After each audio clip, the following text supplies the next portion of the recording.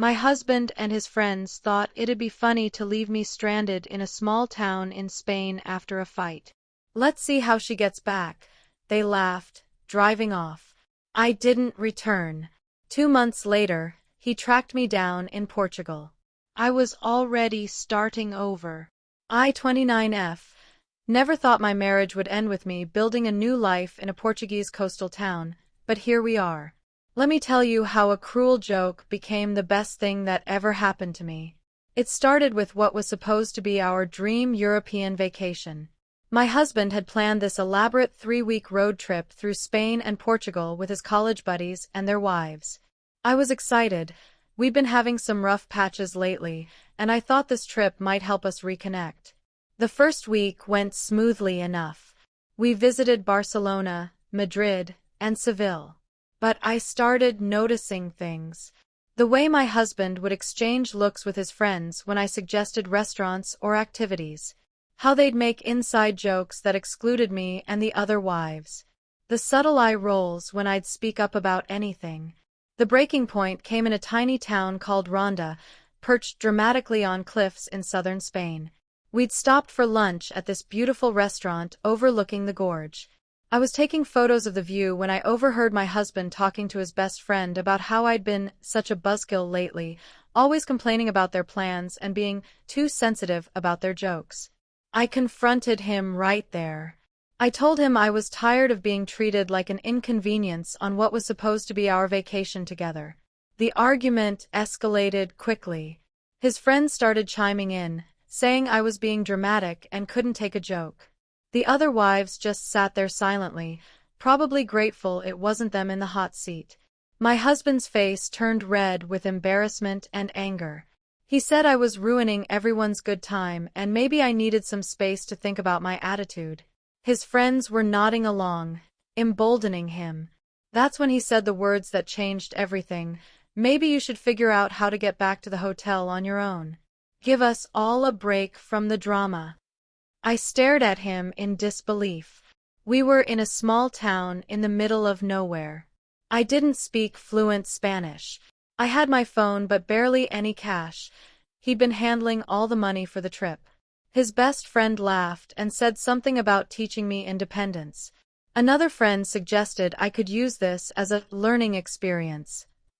They were all grinning like this was the funniest thing they'd ever thought of. My husband stood up, threw some euros on the table for lunch, and told me they'd see me back at the hotel when I was ready to apologize and stop being such a downer. I watched in shock as they all got up and left. The other wives looked uncomfortable but followed their husbands anyway. Not one of them spoke up for me or offered to stay. I sat there alone at that restaurant table, overlooking the stunning Andalusian landscape, feeling more humiliated and abandoned than I'd ever felt in my life. The waiter came over and asked in broken English if everything was okay. I managed to explain that my group had left and I needed directions back to our hotel. The walk back took over an hour. By the time I reached the hotel, they were gone. The receptionist handed me a note my husband had left. It basically said they were continuing with their planned itinerary and I could catch up when I was ready to be reasonable. He'd left me enough money for one night at the hotel and a bus ticket back to Madrid. I sat in that empty hotel room and cried for about 20 minutes. Then something shifted inside me. The humiliation transformed into something else entirely. A cold, clear anger and a sudden realization of just how little respect my husband had for me. I wasn't going to crawl back to Madrid with my tail between my legs. I wasn't going to apologize for standing up for myself. And I definitely wasn't going to give them the satisfaction of seeing me broken. Instead, I did something that surprised even me. I went downstairs and asked the hotel receptionist about bus routes to Portugal. She was incredibly helpful and told me about a bus that went to Lagos, a coastal town in the Algarve region. She said it was beautiful there, perfect for someone traveling alone. I took that bus the next morning. Lagos was everything she'd promised and more. The dramatic cliffs, the golden beaches, the charming old town with its cobblestone streets and colorful buildings. I found a small guest house run by an elderly Portuguese woman named Maria who barely spoke English but somehow understood exactly what I needed. I told my husband via text that I was safe but needed time to think. I didn't tell him where I was. He responded with angry messages demanding I stop being childish and come back immediately. I turned off my phone. For the first week, I just walked. I explored every corner of Lagos, sat on the beaches, and tried to process what had happened. The anger was still there, but underneath it was something I hadn't felt in years: peace. I started talking to other travelers, mostly solo female backpackers who were incredibly welcoming. They invited me to join their group activities, and for the first time in months, I felt like myself again. I was funny, interesting, capable of making decisions and having opinions that people actually valued. After 2 weeks, I realized I didn't want to leave. I extended my stay at the guest house and started looking into longer-term accommodations. Maria introduced me to her nephew who ran a small tour company. He needed someone to help with English-speaking tourists, and my background in marketing made me perfect for the job. I found a small apartment near the old town. It was tiny but had a balcony overlooking the ocean. I could hear the waves every morning when I woke up. My husband kept calling and texting, alternating between anger and what he probably thought were apologies.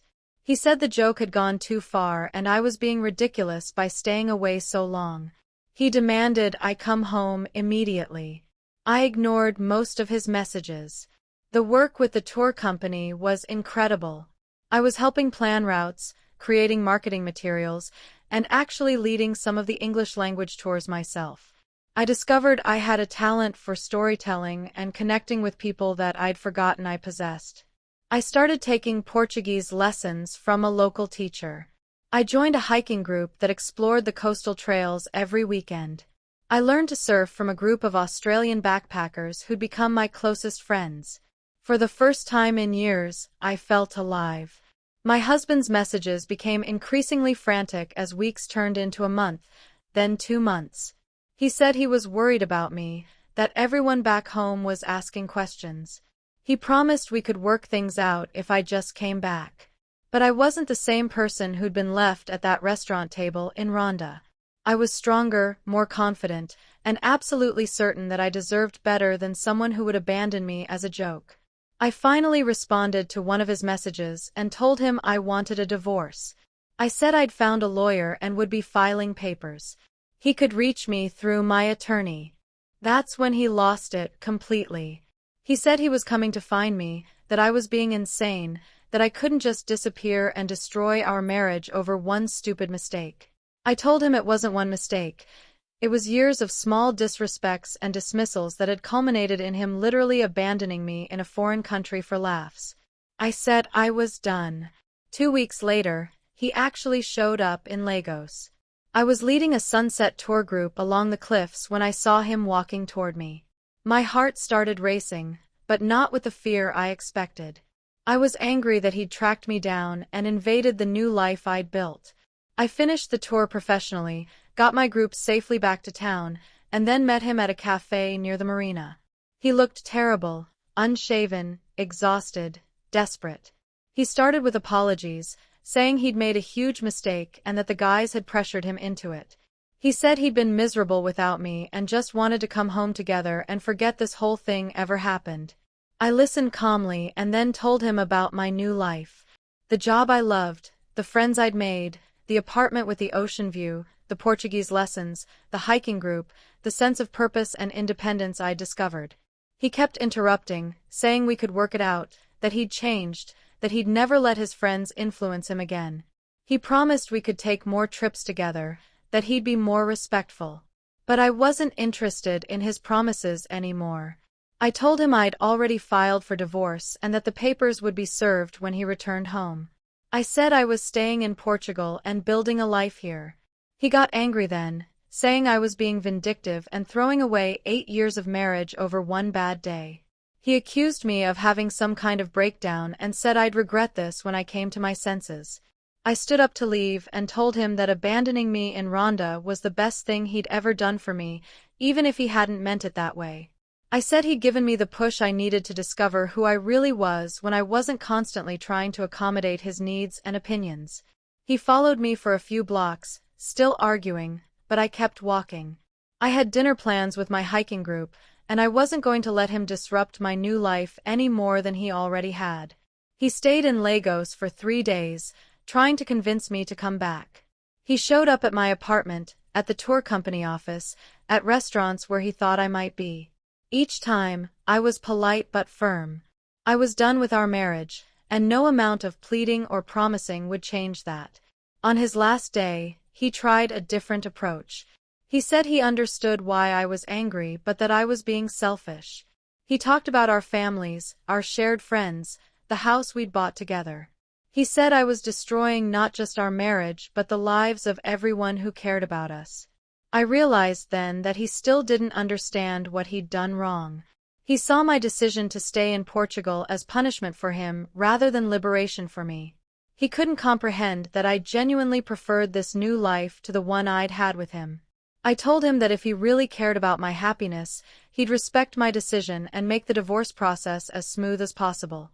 I said I'd already arranged to have my belongings shipped to Portugal, and that I had no intention of returning to our old life. He left the next morning, and I felt nothing but relief. Update 1. The divorce was finalized 6 months later. My ex-husband tried to make it difficult, claiming I'd abandoned our marriage and demanding I return to split our assets in person.